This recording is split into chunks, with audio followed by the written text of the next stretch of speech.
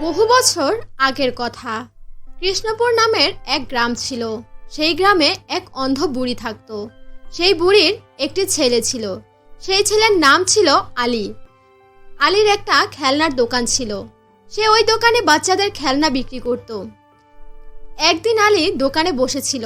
তখন তার কাছে তার এক প্রতিবেশী এসে বলে, আরে আলী, তাড়াতাড়ি করে বাড়ি যাও, দেখে আসো তোমার সুন্দর একটা মেয়ে হয়েছে। তখনই আলী তাড়াহুড়া করে দোকান বন্ধ করে অনেক কিছু কেনাকাটা করে বাড়িতে চলে যায় মেয়েকে দেখার জন্য। আর যেয়ে দেখে মা আর মেয়ে দুজনেই অনেক বেশি ভালো আছে। আমার মেয়েকে আমার কাছে দাও, আমি একটু কোলে নেই, দেখি আমার মেয়েটা কেমন হয়েছে। বাহ, কত সুন্দর হয়েছে আমার মেয়ে, মাশাআল্লাহ। হ্যাঁ, তোমার মেয়ে তো তোমার মতোই হয়েছে। তুমিও সুন্দর, তোমার মেয়েও সুন্দর। আচ্ছা, মা কোথায়? মাকে তো দেখতে পাচ্ছি না। তোমার মা এখানে হলেই বা কি হবে বলো তো? তোমার মা তো চোখেই দেখতে পায় না। এটা তুমি কেমন কথা বলছো? আমার মা চোখে দেখতে পায় না তো কি হয়েছে, সে অনুভব তো করতে পারে। শতে হলেও তার প্রথম প্রথম নাতনিও। তখনই আলীর মা সেখানে চলে আসে আর বলে, আমি দাদি হয়ে গেছি। আমি আজকে অনেক খুশি। আমার যে কি ভালো লাগছে আমি বলে বোঝাতে পারবো না। কিন্তু একটাই আফসোস, আমি চোখে কিছুই দেখতে পারছি না। আজকে যদি আমি চোখে দেখতে পারতাম, আমি আমার নাতনিকেও দেখতে পারতাম। কিন্তু কি করার, এটা তো আর কখনোই সম্ভব না। মা, তুমি চিন্তা করো না, তোমার নাতনি একদম তোমার ছেলের মতো হয়েছে। ও, এই কারণেই সবাই বলা বলি করছিল যে তোমার নাতি তোমার ছেলের মতোই হয়েছে। তোকেও ছোটবেলায় সবাই অনেক সুন্দর বলতো। তুই দেখতেও মাশাআল্লাহ অনেক সুন্দর হয়েছিলি। তখনই আলীর বউ বলে ওঠে, আরে এভাবে বসে বসে গল্পই করতে থাকবে নাকি পুরো গ্রামে মিঠাই দেওয়ার ব্যবস্থা করবে? যাও তাড়াতাড়ি যে মিষ্টি বিলিয়ে আসো। আরে, অতিরিক্ত খুশিতে তো আমি ভুলেই গিয়েছিলাম। আমি এখনই যাচ্ছি, মিঠাই কিনে সবাইকে দিয়ে আসছি। এরপর আলী মিঠাইয়ের দোকানে যায় আর বাজারে যেয়ে মিঠাইওয়ালাকে বলে, আজকে আমাকে অনেক মিঠাই দাও, আমি অনেক খুশি, পুরো গ্রামে মিঠাই বিলাবো। তো ভাই, এত খুশি কেন? কি হয়েছে? কি খুশির সংবাদ আমাকেও একটু শোনান। আজকে আমার মেয়ে হয়েছে, এই কারণে আমি অনেক খুশি, আর পুরো গ্রামবাসীকে আমি মিঠাই খাওয়াবো। আরে বাহ, এটা তো খুব ভালো খবর। তো মেয়ের নাম কি রেখেছেন ভাই? আরে, এত খুশির মাঝে ভুলেই গিয়েছি নাম রাখতে। এখনো নাম রাখা হয়নি, বাড়িতে যেয়ে দেখি ওরা কি নাম রেখেছে। এরপর আলী পুরো গ্রামে মিঠাই বিলাতে থাকে।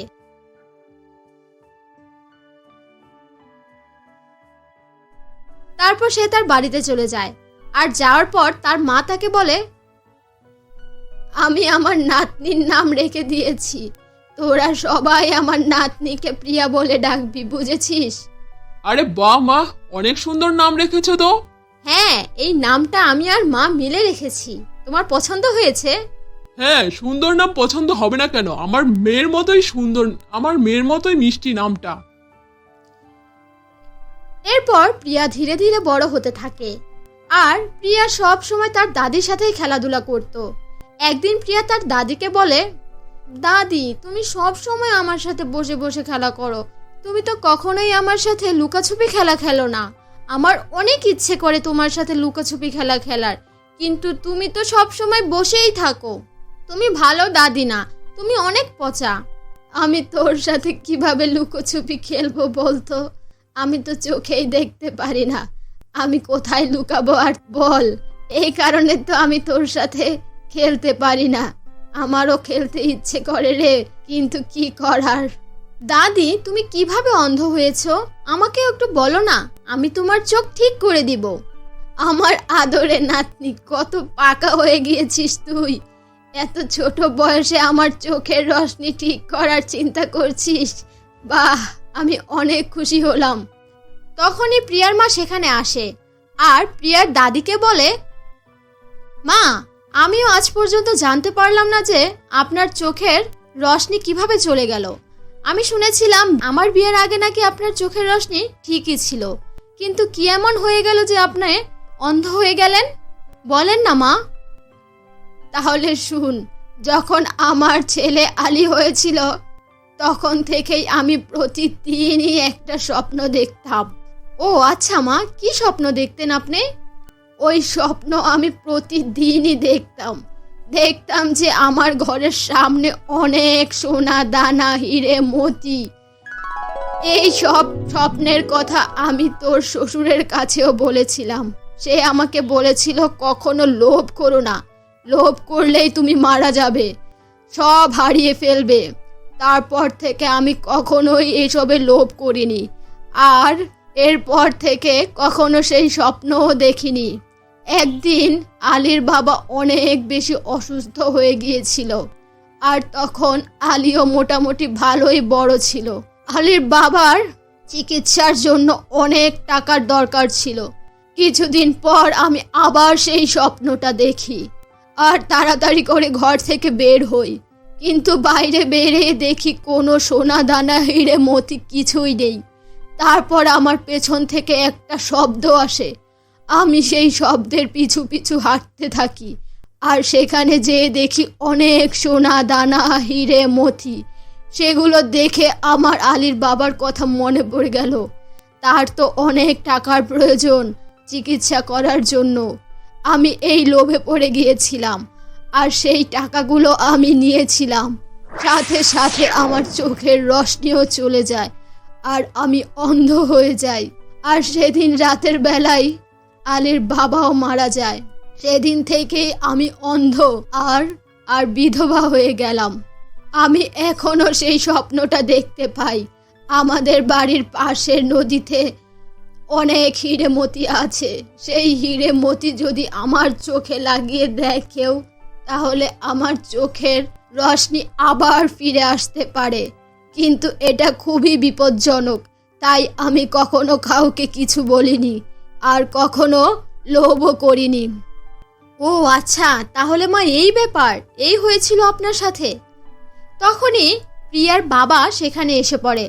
আরে তোমরা সবাই এখানে কি বলাবলি করছো, আমাকেও বলো। তোমার মা কিভাবে অন্ধ হয়েছিল এই গল্পটাই শুনছিলাম। মা, তুমি ওদেরকে এগুলো কেন বলতে গেলে? এখন এখানে যদি কেউ যায় তখন তো তার মুসিবত হতে পারে। তুমি কি এগুলো বোঝো না মা? আমি তো আমার নাতনি আর বউকেই বললাম, তারা তো কখনো সেখানে যাবে না। বাইরে কাউকে তো এই কথা বলিনি। আচ্ছা ঠিক আছে মা, এরপর থেকে কাউকে বলো না, কিন্তু অনেক বড় বিপদ হতে পারে। বাবা বাবা, হীরা মুক্তা কি জিনিস আমাকে একটু বলো না। মা, তুমি এখনো অনেক ছোট, তুমি যখন বড় হয়ে যাবে তখন তুমি সব চিনতে পারবে। এখন যাও, যে খেলনা দিয়ে খেলা করো। এভাবেই দিন কাটতে থাকে। অনেকগুলো দিন কেটে গেল। একদিন প্রিয়ার মা সেই নদীতে যায় কাপড় ধোয়ার জন্য।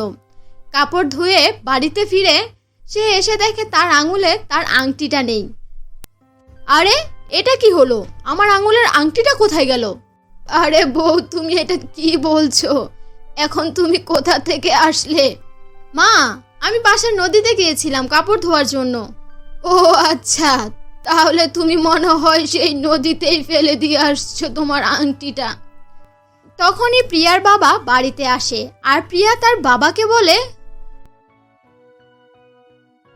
তুমি এসে পড়েছো বাবা, জানো কি হয়েছে? আম্মুর আংটি না পাশের নদীতে পড়ে গিয়েছে। এটা আমার বিয়ের আংটি ছিল, আমার এখন অনেক কান্না পাচ্ছে। আমার আংটিটা কিভাবে পড়ে গেল আমি তো বুঝতেই পারলাম না। তখন প্রিয়ার বাবা সব কিছু শুনে যে কিভাবে তার আংটিটা পড়ে গেল, আর এসব শুনে প্রিয়ার বাবা সেই নদীতে যেতে চায় তার আংটি ফিরিয়ে আনার জন্য। তখনই তার মা বলে, তুমি যেও না বাবা, অনেক বড় বিপদ হতে পারে। কিন্তু কেন মা? ওর আংটিটা তো ওর শখের আংটি, আমি যাব না কেন? তুমি লোভে পড়ে যাবে, আর দেখো না আমার কি অবস্থা হয়েছে, পরে তোমারও এমন অবস্থা হবে। না, আমার আংটিটা আমার চাই চাই, এটাই একমাত্র আমার বিয়ের নিশানা। আমার কাছে আর কোনো কিছুই নাই বিয়ের, এই একমাত্র আংটিটাই আমার বিয়ের নিশানা, আমার কাছে তো আর কিছুই নেই। তখন প্রিয়ার বাবা সেই নদীতে যায় আংটি নিয়ে আসার জন্য। সে সেখানে যেয়ে দেখে নদীর নিচে অনেক সোনা দানা হিরেমতি দিয়ে ভরপুর, কিন্তু প্রিয়ার বাবা একটুও লোভ করেনি। সে শুধু তার স্ত্রীর আংটিটা নিয়েই সেখান থেকে উঠে আসে। তখনই নদী থেকে একটা আওয়াজ ভেসে আসে। সেই নদীটা বলছিল, তুমি কোনো লোভ করনি, এই কারণে আমি তোমাকে একটা পুরস্কার দিতে চাই। তুমি বাড়িতে যেয়ে দেখবে তোমার মায়ের চোখের রোশনি ফিরে পেয়েছে। এই কথা শুনে আলী অনেক বেশি খুশি হয়ে যায়। এরপর আলী তাড়াতাড়ি করে বাড়িতে যায়, আর বাড়িতে যেয়ে দেখে তার মায়ের চোখ ঠিক হয়ে গিয়েছে। তখন আলী তার মাকে আর পুরো পরিবারকে পুরোটা ঘটনা খুলে বলে। এসব শুনে তারা সবাই অনেক বেশি খুশি হয়ে যায়। আর প্রিয়ার দাদি এই প্রথমবার প্রিয়াকে দেখতে পায়।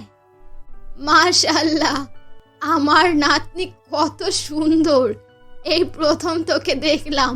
আমার চোখে দেখা এখন যেমন সার্থক হয়েছে, প্রথমেই আমি তোকে দেখতে পেলাম। আলহামদুলিল্লাহ, এখন থেকে আমি তোর সাথে লুকাচুপিও খেলতে পারবো। এবার তো তুই খুশি না প্রিয়া? হ্যাঁ দাদি, আমি অনেক খুশি। আজ থেকেই তুমি আর আমি লুকাছুপি খেলবো, ঠিক আছে? তখন থেকে তারা সবাই হাসি খুশি দিন কাটাতে থাকে, আর প্রিয়ার দাদিরও চোখ পুরোপুরি ভালো হয়ে যায়। তো বন্ধুরা, কেমন লাগলো তোমাদের আজকের এই গল্পটি যদি ভালো লেগে থাকে আমাদের চ্যানেলটিকে সাবস্ক্রাইব করে আমাদের সাথেই থেকো। আর তোমরা কি ধরনের গল্প দেখতে চাও তা কমেন্ট করে লিখে জানাও। Bye bye.